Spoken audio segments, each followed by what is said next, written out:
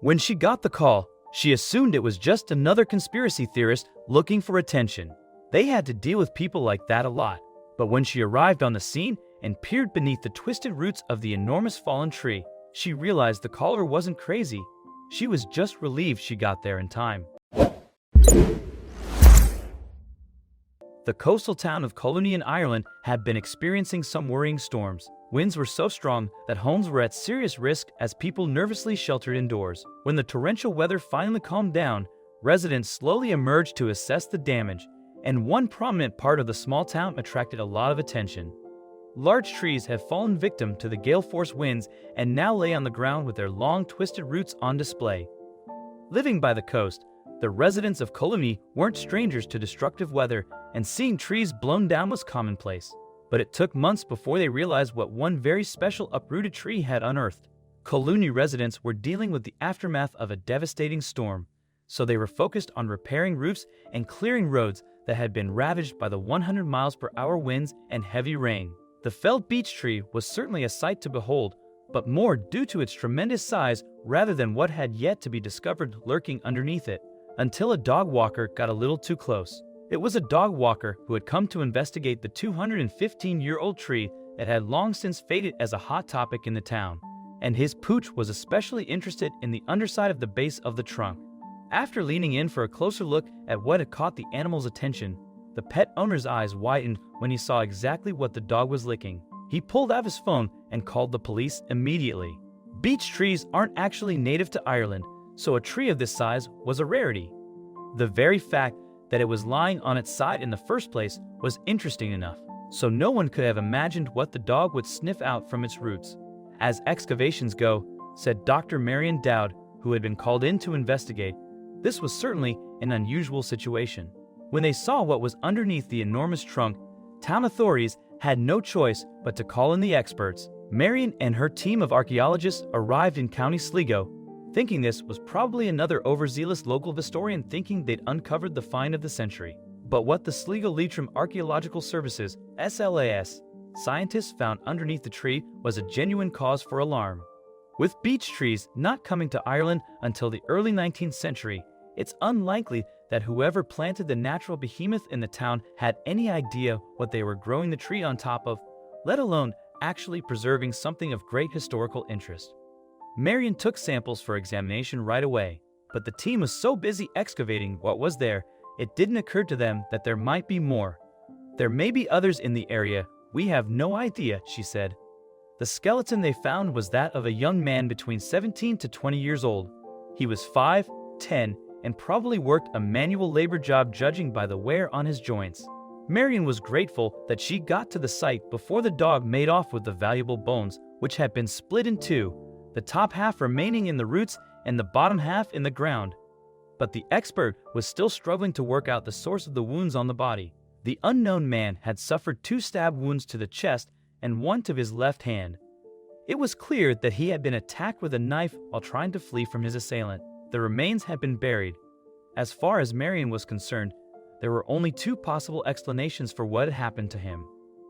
Whoever planted this tree at the start of the 19th century must have had no idea of what was underneath, the scientists reasoned. Yet it was the planter or planters' actions that ultimately allowed this little piece of history to be unearthed over 200 years later. However, the archaeological magic still wasn't finished. Indeed, judging from the fact that the man was placed in a grave in an east-west position, hands folded over pelvis region, the scientists were given another clue. Having just launched her own private firm, Sligo Leitrim Archaeological Services, Marion couldn't have asked for a more bizarre maiden project.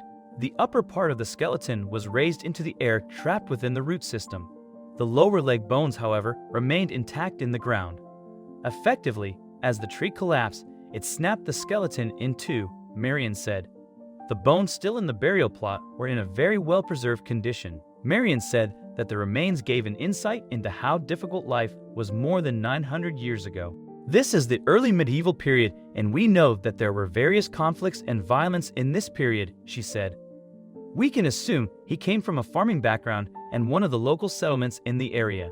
After he died, we know his family or community would have recovered the body and given him a form of Christian burial, and then 800 years later, Somebody planted a beech tree completely coincidentally on that spot.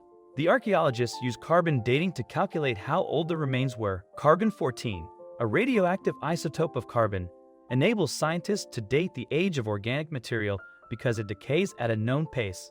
When the results came back, though, the archaeologists were astonished. How long had he been under that tree for? Radiocarbon dating determined that the medieval man that had been hidden under the tree passed away almost 1,000 years ago, sometime between 1030 and 1200.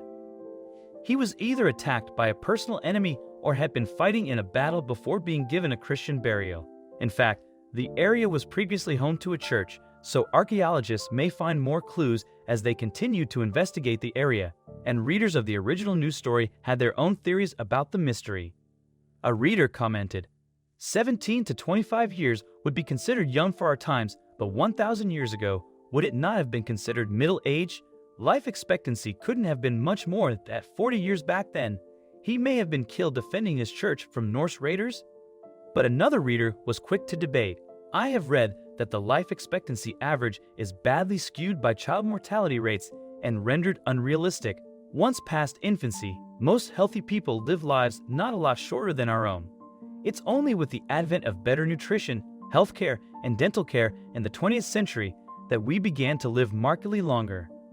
A 17-year-old was still a kid then as he is now. And another reader of the original story on Irish archaeology had an ever stranger claim that the reason for the man's death was far more sinister.